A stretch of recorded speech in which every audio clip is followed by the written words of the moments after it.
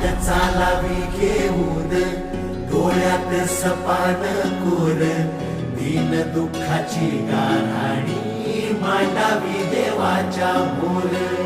आस उरात अखंड खावल न्यायाला दिशा भेदभावाचं सुटलं तोडणी मिटलं